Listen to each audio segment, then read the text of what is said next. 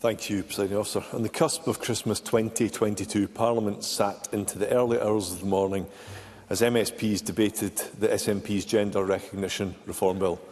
And despite the valiant efforts of our party, the legislation passed, prompting shock and anger from women in the public gallery.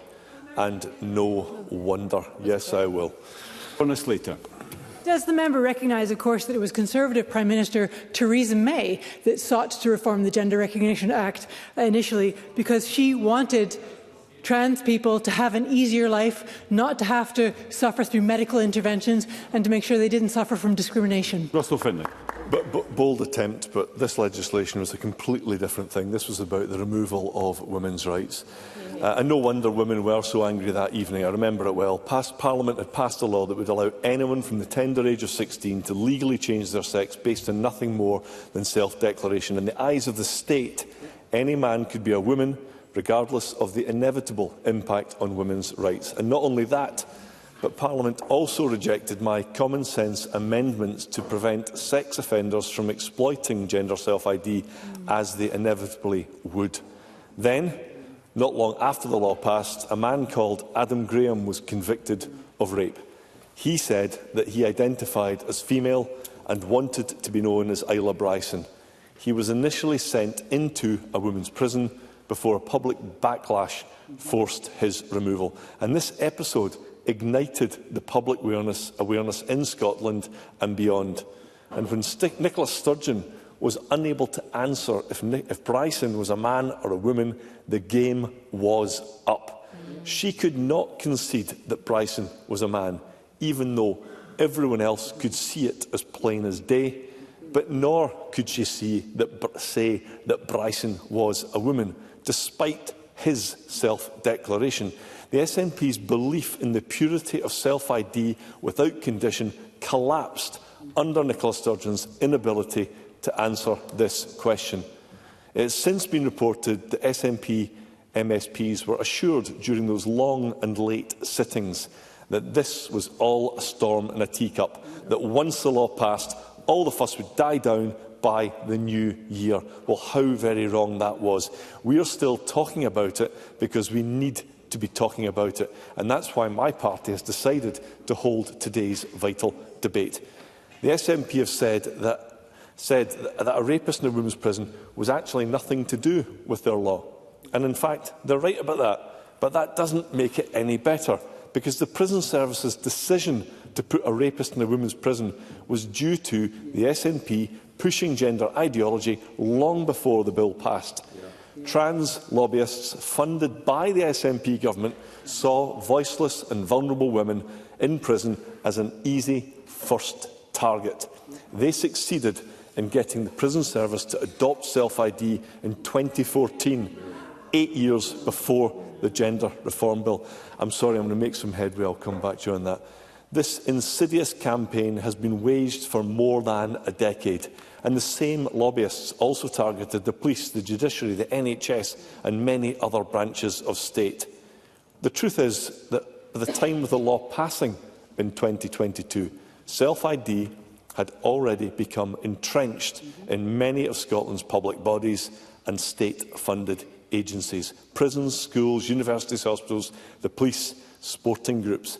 And even though this dangerous legislation was blocked quite rightly by the then Scottish Secretary Alistair Jack, it has since become even more deep-rooted.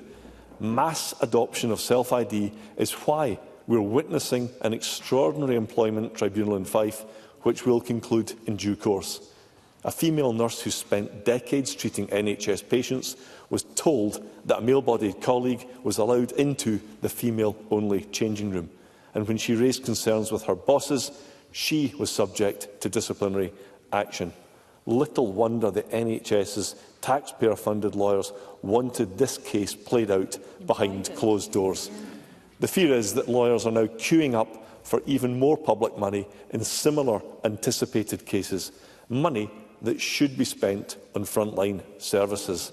And all of this is because self-styled political progressives on the left are in fact deeply regressive, sacrificing women's rights on the altar of their beliefs. The imposition of gender ideology thinking in schools is the most insidious. I don't think there's much time in hand, is there? There's not an awful lot, no. I'll come back if there's time towards the end. Children experience the normal challenge of growing up being told by adults that they were born in the wrong body. The profound and often irreversible harm that this has caused and continues to cause is horrific. And one day there will be a reckoning for those responsible. And then there's the destruction of girls' privacy in schools. In 2021, the SNP issued trans guidance for schools, which stressed that there was no legal basis for excluding boys from girls' toilets, and that pupils should be free to join PE classes with the gender of their choosing. And it also included advice on increasing the number of gender-neutral toilets. There have been instances of sexual harassment and assault, and I find it reprehensible that young female pupils are too scared to go into school toilets because of the presence of young men, even where there is no ill intent. And as a parent, I would refuse to accept this. No pupils or their parents should be bullied into submission because schools have been told to accept and promote self-ID. In 2022, Scottish Government civil servants were sent material that described biological sex as a, quote, binary system set by the medical establishment to reinforce white supremacy and gender oppression. I mean, for goodness sake, Presiding Officer, I've only got a few hires and none in silence, but in what mind-bending parallel universe is it okay for civil servants to peddle basic biological falsehoods? Now, this same material labelled some women's rights campaigners as TERFs, which stands for Trans Exclusionary Radical Feminists. Initially used as a smear by the gender lobby, it has since been embraced by Scotland's proud legion of TERFs. And trust me, you don't want to get on the wrong side of them. And today, I thank them for their heroic work. From the very beginning, the TERFs could see the problems with self-ID. And at every level, from the top of the government to our NHS councils, policing in schools, women's rights have been set on fire. And even today, after all of this has played out in public, many state agencies just don't get it. Scotland's TERFs have been bravely determined in their fight for justice, and that fight continues. Presiding Officer, just over 2 years ago, my party did everything in its powers to try to stop the SNP's harmful gender self-ID law being enacted. John Swinney, Anna Sarwar, Alex Cole-Hamilton all voted for it. Anna Sarwar has since claimed he would not have done so if he had known then what he knows now. He's not here to explain himself, but I'd be happy to give way to any of his colleagues if they can reveal exactly what it is they did not know back then. Come on. Okay, as expected. And the reason being, I know and they know that every single bit of information was right in front of them.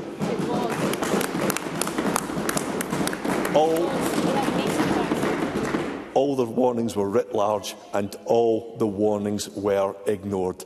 Have we got time? Is there time in hand? There's no time. Well, there's very little time in hand. I can give you some of the time. Right, I'll Mercedes Galba, briefly. Thank you, Presiding Officer. I would just like to ask the member if he can point to any evidence of harm to others arising from granting transgender people access to single-sex spaces which align with their gender. Do you have any evidence? Through the chair, please. Russell Findlay. I've got 11 minutes for this entire speech. I could spend 11 minutes providing details of evidence, and I find it extraordinary.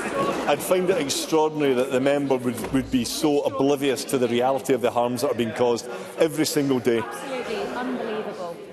Now, Nicola Sturgeon was the architect of this bitterly divisive legislation and cheerleader for its dangerous ideology. She was the first female First Minister, but has caused untold damage to women's rights.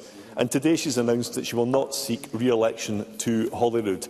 So I want to give Nicola Sturgeon an opportunity today to admit her mistakes and to get on the right side of history. vote for this motion. By doing so, she could send a signal to the women of Scotland that she got it wrong. And who knows, that might even be the first step in rehabilitating her record and her legacy.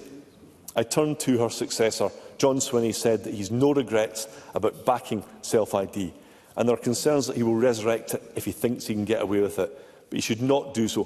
What he should do is issue a clear message today to all of Scotland's public bodies and state-funded agencies. And here is that message. Women and girls are legally entitled to single-sex spaces. Women and girls should never be punished for exercising their rights. This should be obvious to anyone possessing an ounce of common sense and compassion. I assume that Anna Sarwar's epiphany means that Labour will support our motion today. As for SNP members, I know that many share my party's views. It's not too late for them to do the right thing. I urge them to back Scotland's women and girls. This might go some way to repairing the damage done by the madness of self-ID. Presiding Officer, I proudly move the motion in my name. Thank you. Thank you. I now call